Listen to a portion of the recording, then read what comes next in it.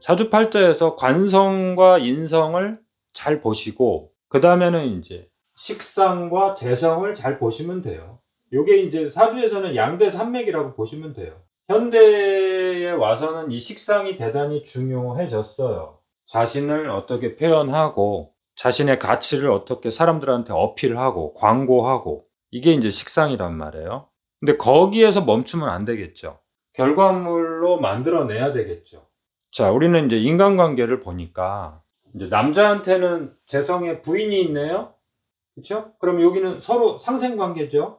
연결된 에너지끼리는 상생이란 뜻이고 한 칸 건너서는 상극이란 뜻이에요. 자, 부인이 여기 있다면 부인을 만들어준 장인 장모님이 여기 있겠죠. 당연하겠죠.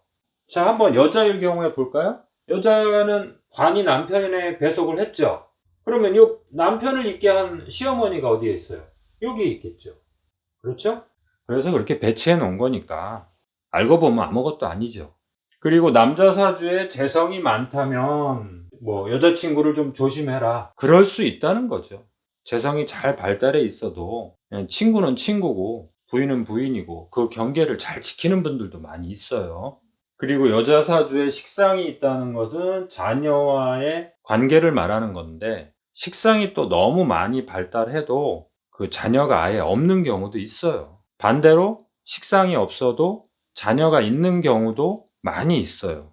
만약에 비겁이 발달한 여자가, 식상이 없이 비겁이 발달한 여자가 자녀와의 관계는 어떻게 할까요? 이렇게 질문을 한다면 비겁은 뭐죠? 친구죠. 비겁은 아바타라고 했잖아요. 비겁이라는 건 나와 똑같은 에너지란 뜻이에요. 그러니까 자기의 자녀도 친구처럼 대해주고 고민거리가 있으면 친구처럼 들어주고 그렇게 해줄 수 있는 엄마다, 그렇게 보시면 되죠.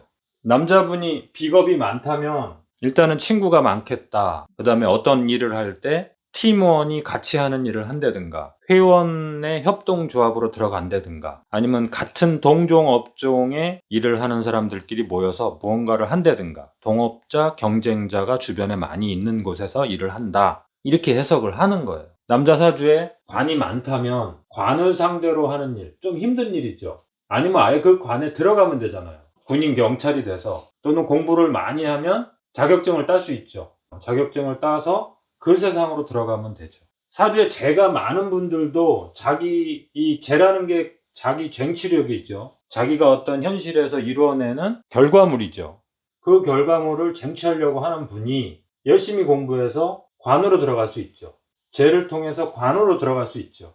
그럴 때 재는 뭐예요? 단순히 돈이란 뜻이 아니죠. 자기가 쟁취해내는 결과물을 얻는 힘이 강하기 때문에 그걸 통해서 관으로 들어간 거죠. 국가 조직이라든가 국가 자격증을 딴다든가 이런 형태로 들어간 거죠.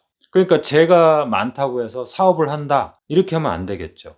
대신에 그 조직에 들어갔다 하더라도 이 재라고 하는 분들은 융통성 있게 하는 걸 대단히 좋아하죠. 그렇다면은 어떤 조직에 들어가서 나중에는 답답함을 느낄 수도 있어요. 그래서 나중에 그 관이라고 하는 성분이 약해질 때, 사주 운에서 약해질 때 그 조직을 나올 수도 있어요. 그래서 거기에서 얻은 지식을 바탕으로 자기 사업을 할 수도 있어요. 그거는 직업의 변경까지도 이제 보는 거죠. 여러 가지를 우리가 관찰할 수 있다는 거예요. 이 십성과 육친을 보면은 여러 가지를 볼 수 있다는 거예요. 관이라는 게 뭐죠? 나를 억압하는 거죠. 극하는 거죠. 그러면 내가 얼마나 힘들겠어요. 그렇죠? 물론 보람의 크기도 제일 큰 조직이 관이지만 그만큼 내 맘대로 안 되는 조직이니까 나를 극한단 말이에요. 극한다라는 게 좋은 의미로는 나를 관리해 준다, 나를 보증해 준다, 그런 뜻도 있는 거예요. 꼭 그걸 꼭 생각하셔야 돼요. 항상 두 가지 다 생각하셔야 돼. 나를 억압하고 통제하고 내 마음대로 못하게 하는 조직이지만 거기서 내가 보람도 느끼고 나를 또 키워주고 보증해주고 그런 좋은 점도 있다는 뜻이에요. 항상 두 가지 생각하셔야 돼. 자, 만약에 여기서 남자 사주팔자에 관이 너무 발달해 있어요. 그런데 인이 없어요. 또는 식신상관이 없어. 그러면 자기 탈출구가 없잖아요. 식신상관이라는 것은 내가 이렇게 탈출구잖아요. 내가 생하는 거니까 여기가 뭐예요? 탈출구란 말이에요. 탈출. 이렇게 기억하셔. 극하니까 탈출하면 되잖아요. 근데 식상도 없어. 그럼 자기 스트레스를 제대로 풀지 못하죠. 그럼 뭘 해도 있어야 돼요. 인이라도 있어야 돼.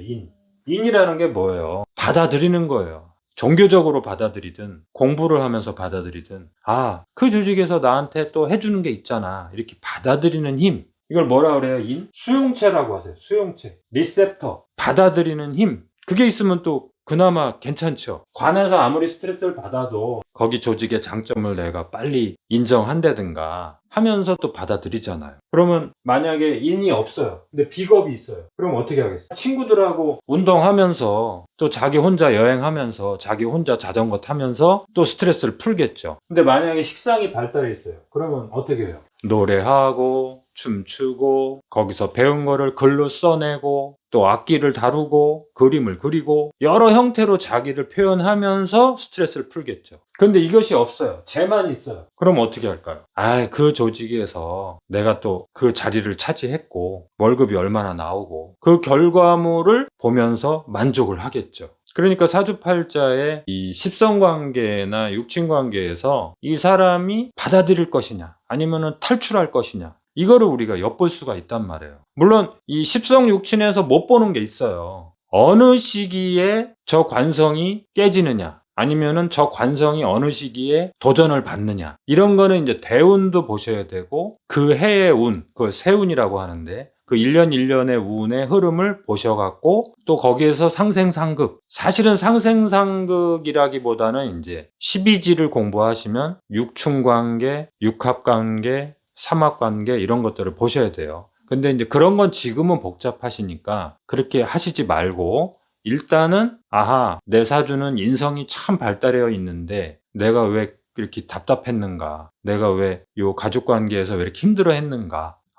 내가 식상이 발달해 있지 않아서 그렇구나. 그래서 나는 비겁이 발달해서 또 이런 식으로 나는 그동안 스트레스를 풀었구나. 또 다른 또 탈출구가 있구나. 이렇게 보시는 기회로만 삼으시면 돼요. 그리고 이제 그 다음에 12지를 보는 공부가 되시면 내가 2022년에는 이렇게 펼쳐질 수 있구나. 이렇게 또 자극이 들어오는구나. 이렇게 내가 또 탈출구가 만들어지는구나. 이런 것들을 그때서는 해석하실 수 있단 말이에요. 우선은 그냥 요 다섯 가지의 흐름을 한번 이렇게 돌려보실 줄은 아셔야 돼요.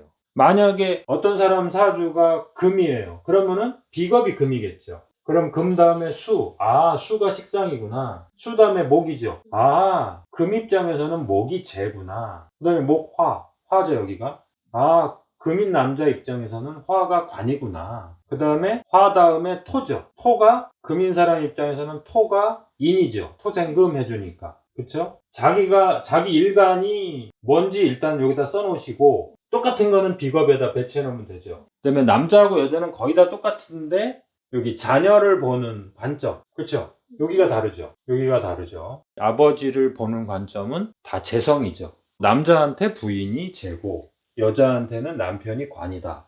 요거만 좀 다르지 다른 건 거의 비슷하잖아요. 인성이 잘 발달해 있는 분들은 어딜 가든지 식당 아줌마를 잘 만나겠죠. 아무데나 들어가도 맛있는 집에 들어갈 수 있겠죠. 그 다음에 여기가 밥이 되기도 하고 약이 된다고 했잖아요. 자기 담당 선생님, 의사 선생님, 약사 선생님을 잘 만난다고 봐야죠. 또 그분들하고 인간관계를 잘 맺을 수도 있어요. 또 공부하는 걸 또 좋아할 수도 있어요.